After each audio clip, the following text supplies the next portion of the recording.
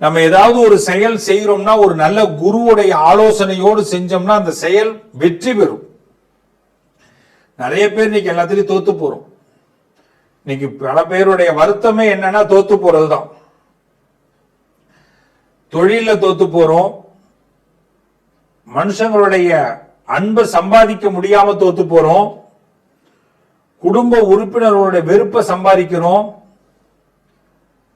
வருமானத்துல திருப்தி இல்லாம அதிருப்தியை சம்பாதிக்கிறோம். எல்லா திறமையும் இருந்து எந்த ராசியும் இல்லாதது போல நாமளே ஃபீல் பண்றோம். இப்படி ஏகப்பட்ட சிரமங்களுக்கு நடுவே தான் நாம எல்லாம் இருக்கிறோம். இந்த சிரமங்களை எல்லாம் இப்ப நல்லதா மாத்தணும்னா ஈசன் நினைத்தால் மட்டும்தான் நடக்கும். அந்த பரமேஸ்வரன் நினைத்தால் மட்டும்தான் நம்ம சிரமத்தை எல்லாம் போக்க முடியும். அவர் சில நேரங்கள்ல நினைப்பார், அவர் நினைக்கிறத நாம நினைக்கணும், அவ்வளவுதான். இந்த பரமேஸ்வரன் பல ரூபத்தில் இருக்கிறார். அதுல ஒரு ரூபம் தான் காலச்சக்கர ரூபம், சட்ட ரூபம், நீதி ரூபமாக சனியாக இருக்கிறார். சனியும் பரமேஸ்வரன் தான். அப்ப சனீஸ்வரன் பகவானை ஏன் ஆண்டவன் படைச்சாருன்னா, என் பிள்ளைய என்னால திருத்த முடியாது, திட்ட முடியாது, வருத்தப்பட வைக்க முடியாது ஆண்டவன். அதனால எப்படி நாம எல்லாம் பள்ளிக்கூடத்துல கொண்டு போய் விடுறோமோ அதே மாதிரி ஆண்டவன் என்ன பண்றாரு, சனிகிட்ட விடுறாரு. அப்பப்ப சனி பகவானை இவனை கொஞ்சம் நல்லா திருத்தி விடு, நல்லவனா இருந்தா நல்லா பாராட்டி விடு, பட்டம் கொடு, கெட்டவனா இருந்தா திருத்தி கொடு. இதுதான் சனி சுவாமி சொல்றார். அப்ப சுவாமி சொல்றதுல நியாயம் இருக்கு. அப்பப்ப நம்மள டிங்கரிங் பட்டியெல்லாம் பார்த்துக்கணும்.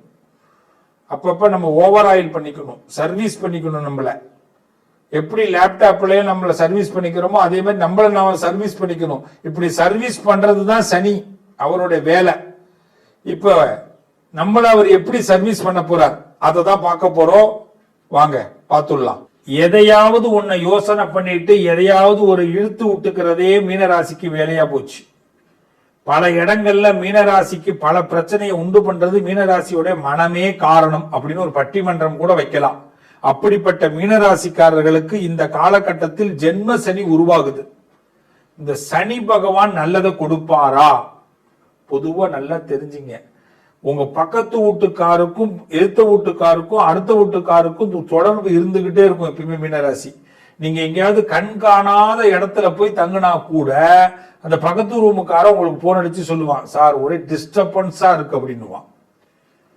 இல்லைன்னா அங்கேருந்து நீங்க வெளியில கிளம்பும் போது பக்கத்து ரூமுக்காரனுக்கும் உங்களுக்கு சம்பந்தமே இருக்காது, எங்க போறீங்கன்னு வந்து கேட்பான். இல்லைன்னா உங்க காரை கொஞ்சம் தள்ளி விடுங்கன்னு கேட்பான்.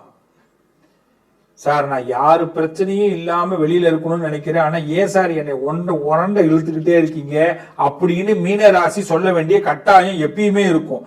அப்படிப்பட்ட பிரச்சனைகளை எல்லாம் இப்ப கடந்து வர போறீங்க மீனராசி.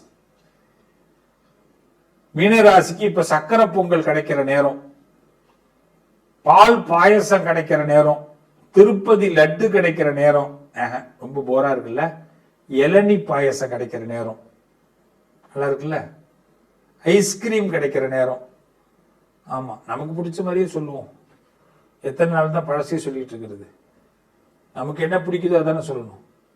சோ இப்ப மீனராசிக்கு எப்படி இருக்கு? இனிப்பு நல்ல பிடிச்ச இனிப்பு, ஐஸ் கலந்த இனிப்பு, அப்படிதான் நல்ல நேரம்.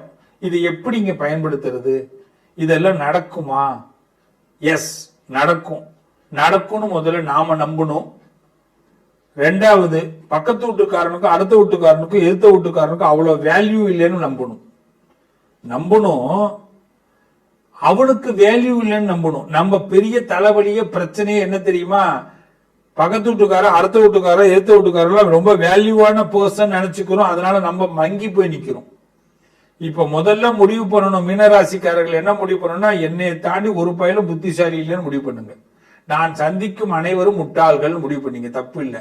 ஒரு பெரிய வாத்தியார் சொல்லி கொடுத்தார், மேடையில ஏறினா மாணவன் மேடையை கண்டு பயம் உதறுது, நல்லா படிக்கிற பிள்ளை மைக்க கொடுத்துட்டாங்க பேச முடியல, கிட்டத்தட்ட 500-600 பிள்ளைங்க உட்கார்ந்து இருக்கிறாங்க, 600க்கு மேலப்பட்ட பெற்றோர்கள் உட்கார்ந்து இருக்கிறாங்க. ஒரு மீட்டிங்ல ஒரு மேடையில் ஏத்திட்டாங்க அந்த பிள்ளைய, பேச முடியல, ஃபர்ஸ்ட் மார்க் இருக்கிறவன். பிடி வாத்தியார் ஓடி வந்தாங்க. பிடி வாத்தியார் விளையாட்டுத்துறை ஆசிரியர், அது ஆசிரியை வந்தாங்க. அந்த பையன் காதுல ஒன்னேன்னு சொல்லிட்டு போயிட்டாங்க. பொழந்து கட்டுறான் பேச்சு, எல்லாரும் கிளாப்பு. 20 நிமிஷம் தொடர் ஸ்பீச், பாராட்டுகள். அந்த மீட்டிங் முடிஞ்ச உடனே பெஸ்டா பேசின இவர் தான் பாராட்டு வேற, ஒரு பட்டயம் வேற கொடுக்குறான். அவங்க அப்பா அம்மா எல்லாம் ரொம்ப சந்தோஷப்படுறாங்க. அங்கேருந்து வந்தா நேரா பிடி வாத்தியார் காலில் விழுந்தான். மேடம், உங்களால தான் பேசினேன், ரொம்ப சந்தோஷம்.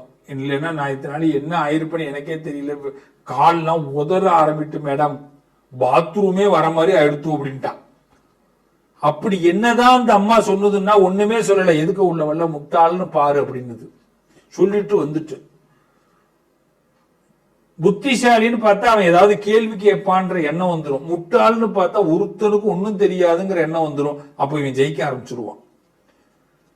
இதுதான் அந்த அம்மா எளிமையா சொன்னது. ஒரு பயத்தை போக்குறதுக்கு முதல் விஷயம் என்னன்னா, மனசுல நமக்கு தெளிவு இருக்குங்கிற நம்பிக்கை வேணும்.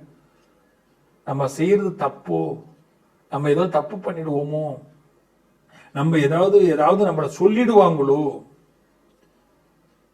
இப்படி எல்லாம் நினைச்சுக்கிட்டே மனசு நினைச்சதுன்னா நம்மளால ஜெயிக்கவே முடியாது.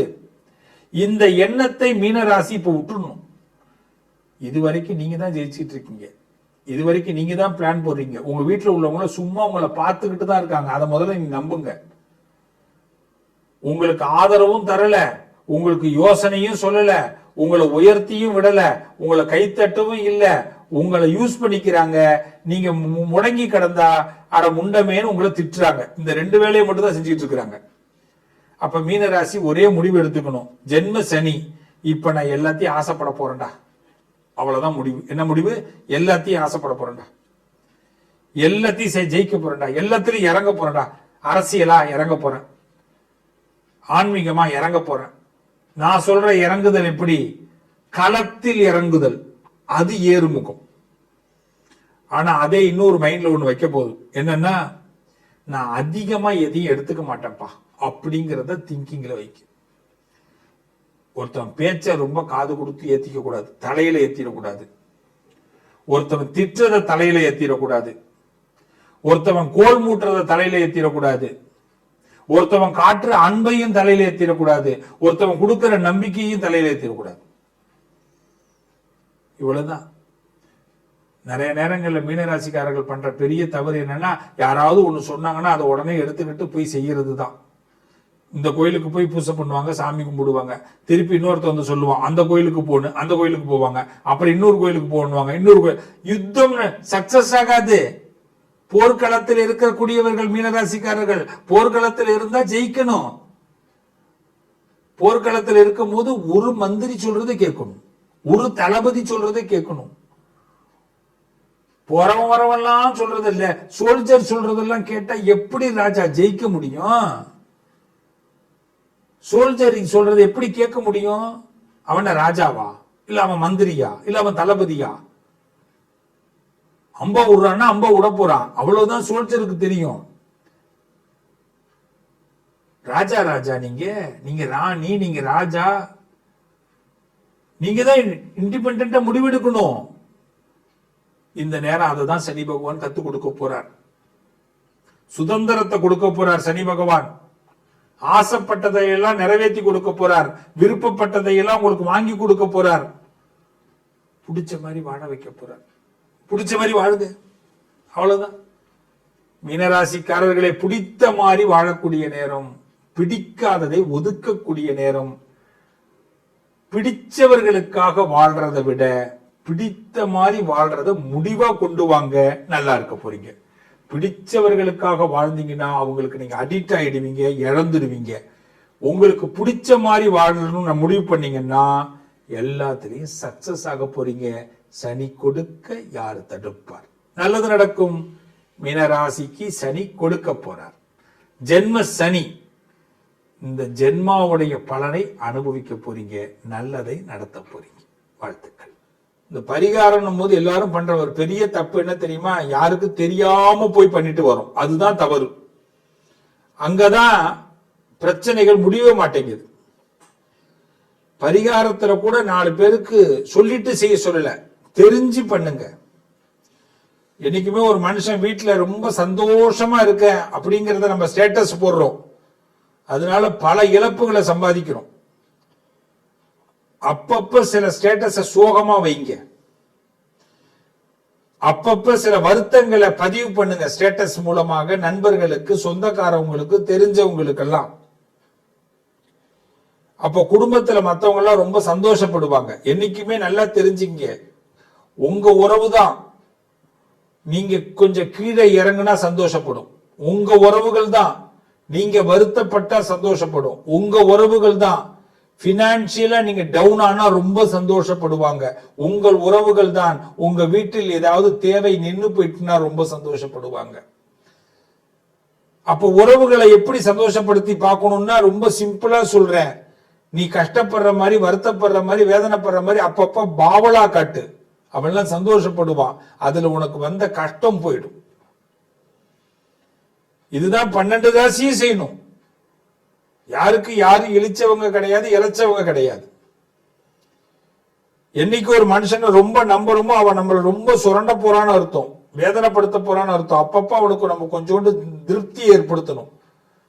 விட்டுட்ட கொஞ்சம் லாஸ் ஆயிடுச்சு சார் அப்படின்னு சொல்லணும். என் பொண்டாட்டி என்னை திட்டா, என் புருஷன் என்னை திட்டான், கடிச்சு புட்டான்னு கூட சொல்லுங்க, தப்பு இல்லை. என் ஃப்ரெண்டு என்னை ஏமாத்திட்டான், என்ன பண்ணு, என்னடா சோகமா இருக்கேன்னு எவனாவது வாரம் ஒரு தடவை உங்களை கேட்கணும்.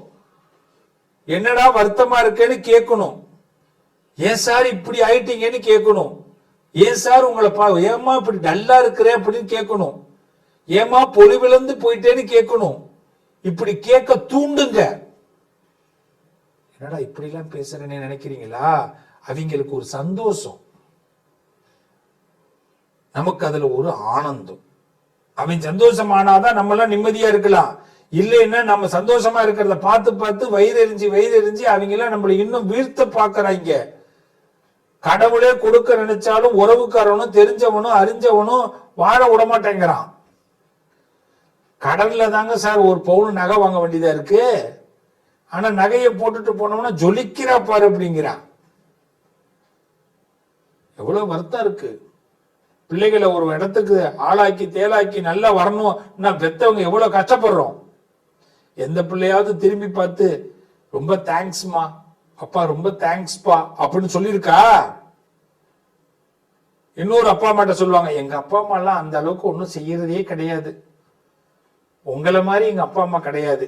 இவன் போய் அவன்கிட்ட சொல்லுவான், அவன் பிள்ளை இன்னொருத்தொண்ட போய் சொல்லுவான். பெத்த பிள்ளைங்க கூட திருப்தி அடைய மாட்டேங்குது. உலகம் அப்படிப்பட்ட உலகத்துல இருக்கிறோம். அப்ப கடவுள் சில சூத்திரங்களை, எதுக்கு இதிகாசங்கள் புராணங்கள்லாம் படிக்கிறோம்? மனுஷனுடைய மனசை தெரிஞ்சுக்கிறதுக்கு தான்.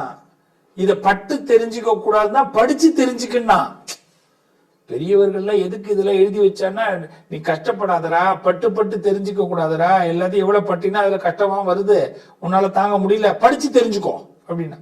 நம்ம என்ன பண்றோம்? படிக்கவும் மாட்டேங்கிறோம், பட்டுதான் தெரிஞ்சுக்கிறோம். அதனால இந்த சனி பெயர்ச்சியில, இந்த சனி பெயர்ச்சி உங்களுக்கு சங்கடத்தை கொடுக்க மாட்டார். முதல்ல அதை நம்புங்க. சங்கடம்ங்கிறது நம்ம பக்கத்துல இருக்கிற சங்கடத்தினாலதான். எல்லாம் சங்கடம், உறவு தான் சங்கடம். அது எந்த உறவு வேணாலும் நீங்க வச்சுக்கோங்க, அதான் சங்கடம். யாரு மேல அதிகமா நம்பிக்கை வைக்கிறீங்களோ அது சங்கடம். யார் மேல அதிகமா பணத்தை கட்டுறீங்களோ அது சங்கடம். இனிமே சங்கடத்தை எல்லாம் பார்த்து சமாளிங்க. ரொம்ப சிம்பிளா சொல்றேன், எல்லாரும் பிள்ளையார கும்பிடுங்க. காலையில 5 முறை குட்டிக்குங்க, முட்டிக்காதீங்க. குட்டிக்கலன்னா முட்டிக்கணும். 5 டைம்ஸ் இப்படி குட்டிக்கிட்டீங்கன்னா புத்தி நல்லா வேலை செய்யும், பிரெயின் நல்லா ஆக்டிவ் ஆகும். குட்டிக்க மறந்துட்டோம்னா செவுத்துல போய் முட்டிக்க வேண்டியதான். தப்பு பண்ணிட்டனே. பிராணாயாமம் பண்ணணும். மூக்க நல்லா அப்படி மூச்சை இழுத்து விடணும் 5 டைம்ஸ். அப்பதான் உள்ள இருக்கக்கூடிய சுவாசங்கள்லாம் நமக்கு நல்லா சீரா வேலை செய்ய ஆரம்பிக்கும். இது சீரா வேலை செய்யலன்னா நாம சிறப்பா வேலை செய்ய முடியாது, டென்ஷன் ஆயிடுவோம். தோப்பு காரணம் போடணும். காலையில பிள்ளையார் கோயில்ல தான் போய் போடணும், இல்லை வீட்டிலேயே போடலாம். நல்லா மண்டிட்டு போடணும். முடியாதவங்க அட்லீஸ்ட் பாவனையாவது தோப்புக்கரணம் போடணும். 2 காது இப்படி மாறி. அப்பதான் ஞாபக சக்தி வளரும். நம்ம நிறைய மறந்துடுறோம். நல்லதை மறக்கிறோமோ இல்லையோ கெட்டதை மறக்க கூடாது. சில பேர் பண்ண கெட்டதை தான் ஞாபகம் வச்சுக்கணும். சில பேரோட குணத்தை மறந்துடக்கூடாது. நம்ம பண்ற பெரிய தப்பே அவன் பண்ண தப்ப மறந்துட்டு அவன் குணத்தை மறந்துட்டு அவனோடய நம்ம பாராட்டுவோம், பழகுவோம், திருப்பி நம்மளை ஏமாத்துவான். திருப்பி பாராட்டுவோம், பழகுவோம், திருப்பி ஏமாத்துவான். ஞாபகம் வச்சுக்கணும் டெய்லி. இதுக்குதான் காலையில பிள்ளையார கும்பிட்டது. இனிமேல் இப்படிதான் நினைச்சு கும்பிடணும் பிள்ளையார. ரைட்டா? அவரை புத்திசாலித்தனத்தை கொடுக்கிறார். பிரத்யேகமா நம்மளை அறிவு புரட்சி பண்ண வைக்கிறார். அதான் பிள்ளையார்.